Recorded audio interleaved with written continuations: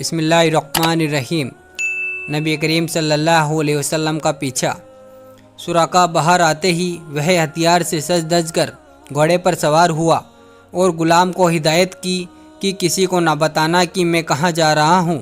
مجھے معلوم ہوا ہے کہ محمد صلی اللہ علیہ وسلم اس طرف گئے ہیں اور میں ان کا پیچھا کرنے جا رہا ہوں۔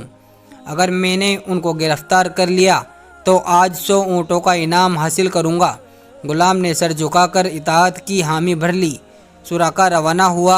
ابھی وہ کچھ قدم ہی چلا تھا کہ ایک گدھ گھوڑے کے قریب سے گزرا۔ گھوڑا بدکا، سراقہ ہوشیاری سے نہ بیٹھا تھا، دھڑام سے نیچے آ گرا۔ اسے گدھ پر بڑا غصہ آیا۔ وہ اٹھا، کپڑے جھڑکنے لگا اور گدھ کو گالیاں دینے لگا۔ کپڑے جھڑک کر گھوڑے پر سوار ہوا اور قدم قدم چلا۔ کوہ صور پر پہنچ کر اس نے اونٹوں کے پیروں کے نشان دیکھے۔ وہ خوش ہو کر ان نشانوں پر تیزی سے روانہ ہوا۔ پورے 3 گھنٹے تک تیزی سے چلتا رہا۔ جب سورج سر پر آ گیا تو اس نے 3 اونٹ دوری پر جاتے ہوئے دیکھے۔ اس نے سمجھ لیا کہ جن کی کھوج میں وہ گھر سے نکلا ہے سامنے وہی جا رہے ہیں۔ اس نے ایڑی لگا کر گھوڑے کو اور تیزی سے دوڑایا۔ گھوڑا نہایت فراٹے بھرتا ہوا تیزی سے جا رہا تھا، لیکن ابھی 1 میل بھی فراٹے نہ بھر پایا تھا کہ اس نے ٹھوکر کھائی اور اگلے پاؤں زمین میں دھس گئے۔ اگرچہ سراقہ نہایت ہوشیاری سے بیٹھا تھا، پر اس بار بھی سنبھل نہ سکا۔ لڑکنی کھا کر گھوڑے کے آگے گرا۔ اسے پھر غصہ آیا۔ وہ سمجھا شاید پھر کسی گدھ نے گستاخی کی ہے۔ اس نے چاروں طرف دیکھا مگر گدھ وہاں نہ تھا۔ اس بار اسے گھوڑے پر غصہ آیا، پر جب اس نے گھوڑے کے پاؤں کی طرف دیکھا تو اس کے پاؤں گھٹنے تک زمین میں پھنسے ہوئے تھے۔ اسے بڑا تعجب ہوا۔ اسے ڈر بھی ہوا کہ ماجرا کیا ہے۔ اس نے جلد ہی اپنے آپ پر قابو پا لیا۔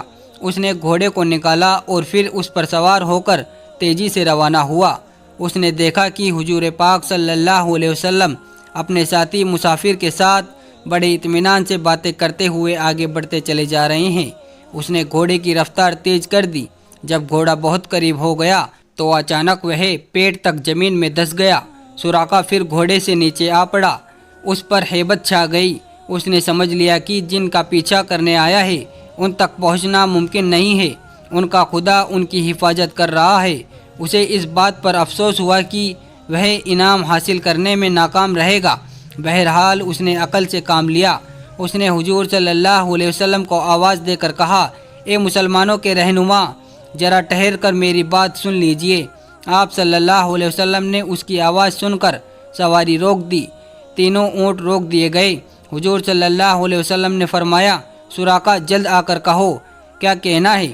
سراقہ دوڑ کر آپ صلی اللہ علیہ وسلم کے پاس پہنچا۔ اس نے کہا، اے مسلمانوں کے رہنما، میں آپ کو اور آپ کے ساتھیوں کو گرفتار کرنے کے ارادے سے آیا تھا۔ جب سے میں نے آپ کا پیچھا کرنے کے لیے گھوڑا روانہ کیا ہے اس وقت سے اب تک 3 بار گھوڑے سے گر چکا ہوں۔ پہلی 2 بار میں نے اتفاق سمجھا، پر اب جب تیسری بار میرا گھوڑا پیٹ تک دھس گیا تو میں نے سمجھ لیا کہ آپ کا خدا آپ کی حفاظت کر رہا ہے۔ آپ کو کوئی گرفتار نہیں کر سکتا۔ میرے حضور، مجھے یقین آ گیا کہ ایک نہ ایک دن آپ مکہ کے حکمراں ہوں گے۔ نہ صرف مکہ کے بلکہ پورے عرب آپ کے قبضے میں ہوگا۔ اس لیے میں چاہتا ہوں کہ آپ میرے گھر والوں کے لیے امان نامہ لکھ دیں تاکہ اس موقع پر ہم لوگ سکون سے رہ سکیں۔ حضور صلی اللہ علیہ وسلم نے حضرت ابوبکر رضی اللہ تعالیٰ عنہ سے مخاطب ہو کر کہا، اسے امان نامہ لکھ دو۔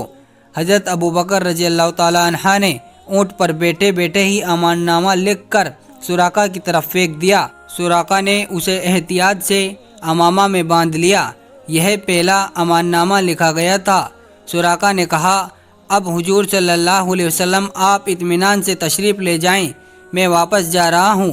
جو لوگ اس طرف سے آپ کا پیچھا کرتے ہوئے آ رہے ہوں گے میں ان کو واپس کر دوں گا۔ حضور صلی اللہ علیہ وسلم نے سراقہ کے ان لفظوں کا جواب نہ دیا اور روانہ ہو گئے۔ سراقہ بھی اپنے گھوڑے کے پاس آیا، سوار ہوا اور واپس مکہ کی اور لوٹ گیا۔